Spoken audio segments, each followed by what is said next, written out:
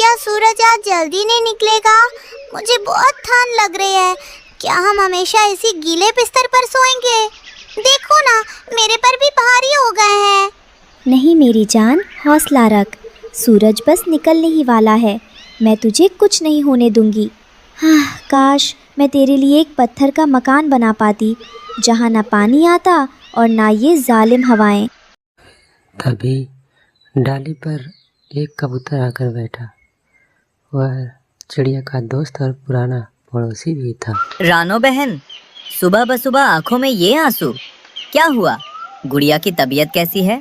बंटी भाई, क्या बताऊं, ये खोखल अब रहने लायक नहीं रहा। रात भर गुड़िया खांसती रही।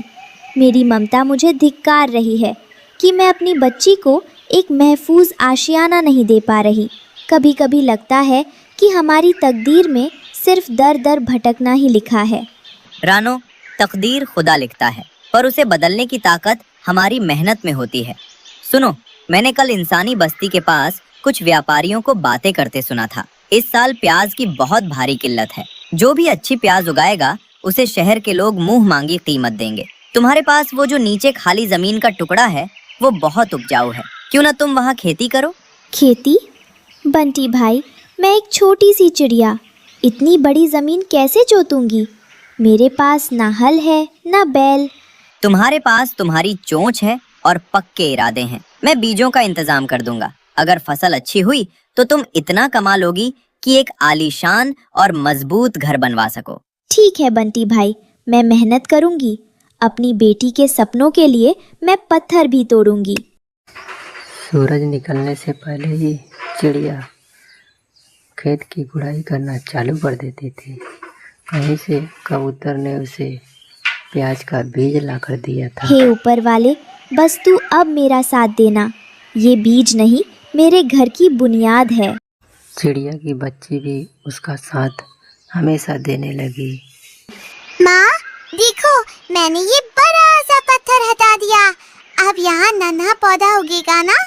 हाँ मेरी लाडो, जब यहाँ हरियाली आएगी तो हमारे दिन भी बदल जाएंगे। उड़ते हुए पक्षी भी उन्हें देखकर उनका मजाक उड़ाते। अरे ओ रानो, क्या अब चिड़िया भी किसान बनेगी?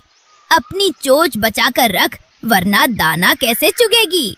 भाई, जो मेहनत से डरते हैं वे उम्र भर दूसरों का मुंह ताकते हैं। मुझे अपनी मेहनत पर भरोसा है। दिन बीतते गए। धीरे धीरे खेत में बीज बो दिए और कुछ ही दिनों बाद खेत में छोटे छोटे पौधे अब उगना चालू कर दिए। माँ देखो, जमीन मुस्कुरा रही है। हमारे पौधे बाहर आ गए। ये तेरी दुआओं का असर है बेटा। अब हमें इनकी हिफाजत करनी है। गांव के दूसरी तरफ एक बरगद का पुराना पेड़ था। उस पर 2 कौवा रहते थे, पति पत्नी। वो दोनों बहुत ही आलसी और बहुत बड़े चोर थे। कालू, जरा उधर नजर तो मारो। वो कल की चिड़िया रानो, जिसके पास खाने को दाना नहीं था, आज शहजादी बनी घूम रही है। उसका खेत तो देखो, जैसे मखमल की चादर बिछी हो। अरे छोड़ो भी गोरी, मेहनत करना गधों का काम है। हम तो छीन कर खाने वालों में से हैं। अरे बेवकूफ कौवे, वो प्याज बेचकर महल बनाने वाली है। सब परिंदे उसकी वाहवाही कर रहे हैं। अगर वो बड़ी पाक्षी बन गई तो हमें कौन पूछेगा? हमें उसकी फसल बर्बाद करनी होगी या फिर उसे हड़पना होगा। हड़पना? ये हुई ना बात। सुनो गोरी, रानो को मेहनत करने दो। जब प्याज पककर तैयार हो जाएंगे और वो उन्हें जमा करेगी, तब मैं अपनी चाल चलूंगा। हम उसे डरा धमकाकर भगा देंगे और सारी दौलत हमारी होगी। हम इस सड़े पेड़ को छोड़कर शहर के किसी ऊंचे बंगले पर रहेंगे। वाह कालू, तुम्हारी अक्ल का तो कोई जवाब नहीं। चलो अभी चलते हैं और उसकी फसल पर नजर रखते हैं। कुछ दिनों के बाद प्याज की फसल तैयार हो गई और अब वह खोद लिए। फसल इतना ज़्यादा थी कि उसके घोंसले के आसपास ही प्याज नजर आ रही थी। बंटी भाई, फसल तो उम्मीद से ज़्यादा हुई है, लेकिन मैं इन्हें रखूंगी कहाँ? अगर बाहर रखा तो बारिश में सड़ जाएंगे या कोई चुरा लेगा। कबूतर कुछ सोच ही रहा था कि नन्ही बच्ची बोल पड़ी। माँ, मेरा एक मशवरा है। हम प्याज बेचकर घर बनाएंगे तो उसमें वक्त लगेगा। क्यों ना हम इन प्याजों से ही घर बना लें? ये बहुत सख्त है और इनकी खुशबू से कोई जहरीला कीड़ा या सांप भी पास नहीं पटकेगा। ये दुनिया का सबसे अनोखा महल होगा। वाह, क्या जहन पाया है इस नन्ही सी जान ने। रानो, ये तरकीब लाजवाब है। सब लोग घर बनाने की तैयारी में लग गए। उन लोगों ने गोंद और मिट्टी को मिलाकर घर बना दिया, लेकिन अभी मुसीबत टली नहीं थी। उधर से जाता हुआ एक शिकारी पक्षी इनके घर की तरफ आता है और वह देखकर लालच में पड़ जाता है। आज मैं इसके अंदर के जानवर को खाऊंगा। आज तो मेरा नसीब चमक गया। ये लाल रंग का झोंपड़ा मेरा क्या बिगाड़ेगा। अभी एक ही झपट्टे में इसे तोड़कर अंदर बैठे परिंदों का नाश्ता करूंगा। बाज को अपनी तरफ आता देखा। बाज ने झपट्टा मारा और छोटी चिड़िया बड़ी चिड़िया डर गए। माँ, बाज आ रहा है, हम मर जाएंगे। घबरा मत बेटा, ऊपर वाला है हमारे साथ। बाज जैसे ही दीवार को तोड़ना चाहा, प्याज की गंध इतनी बेकार थी कि उसकी आंखें लाल हो गई और वह देखने लगा। आह, ये क्या बला है। मेरी आंखें, मुझे कुछ दिखाई नहीं दे रहा। ऐसा लग रहा है जैसे किसी ने मेरी आंखों में मिर्ची झोंक दी हो। बचाओ, मेरा दम घुट रहा है। बाज वहाँ से उड़ा और इतनी तेज से दौड़ा और एक झाड़ी से टकरा गया।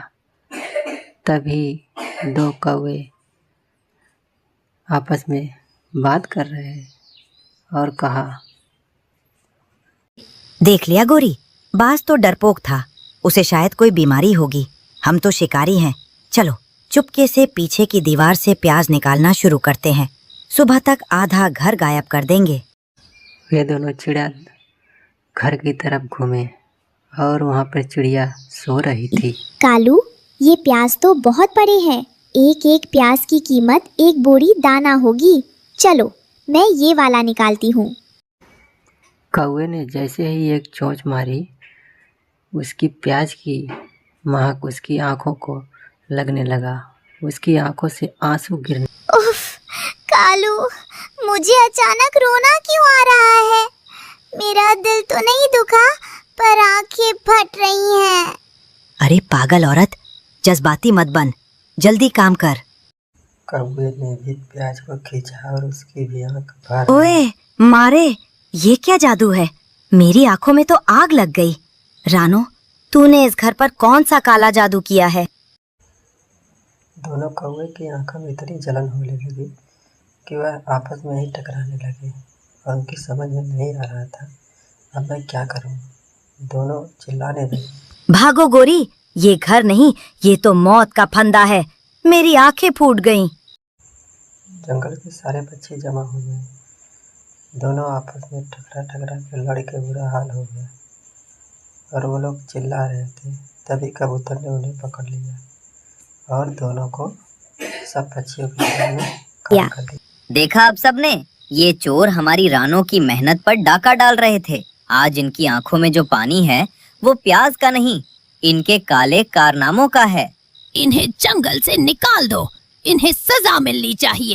सारे पक्षी उन्हें जंगल से बाहर निकालने की बातें करने लगे। रुकिए भाइयों, इन्हें सजा मिल चुकी है। कालू भाई, गोरी बहन, क्या आपको लगता था कि किसी की मेहनत छीनकर आप सुखी रह पाएंगे? जिस घर को मैंने अपने पसीने से सींचा है, कुदरत खुद उसकी हिफाजत करती है। हमें माफ कर दो रानो, हम लालच में अंधे हो गए थे। हमें समझ आ गया कि मेहनत का कोई विकल्प नहीं होता। हम कसम खाते हैं कि आज के बाद कभी किसी का बुरा नहीं चाहेंगे। इंसान अपनी गलतियों से ही सीखता है। अगर आप वाकई शर्मिंदा हैं, तो ये लीजिए कुछ प्याज, इन्हें ले जाइए और ईमानदारी से अपना काम शुरू कीजिए। तब दोनों कौवे बीज को लेकर अपने घर की तरफ चल दिए। सारे पक्षी भी जंगल की तरफ चल दिए। सब बहुत खुश थे। कुछ दिन बीत गए। अब सर्दी का मौसम आ गया। इन सर्दियों में एक और नई विपत्ति आ खड़ी हुई। उन लोगों का भाई बॉस, जो कि बहुत ही खतरनाक था। मेरे भाई को उस मामूली चिड़िया ने अंधा कर दिया। मैं उस लाल महल को मिट्टी में मिला दूंगा और उन चिड़ियों का शिकार करूंगा, पर सीधे नहीं, चालाकी से।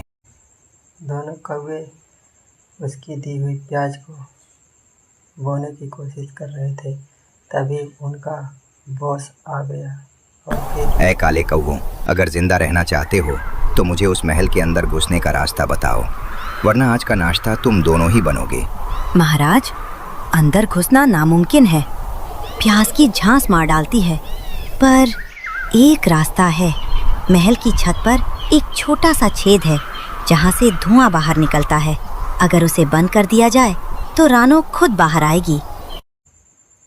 बाज ने जंगल से एक बहुत भारी पत्थर लिया और उन लोगों की झोपड़ी में रख दिया, और दोनों पक्षी अंदर सो रहे थे। उन लोगों का दम घुटने लगा। माँ, सांस नहीं आ रही। घर के अंदर धुआं भर गया है और बाहर देखो कितनी बर्फ गिर रही है। किसी ने हमारा रास्ता बंद कर दिया है बेटा। अगर हम बाहर नहीं निकले तो दम घुट जाएगा, और बाहर गए तो बर्फ और बाज हमें मार डालेंगे।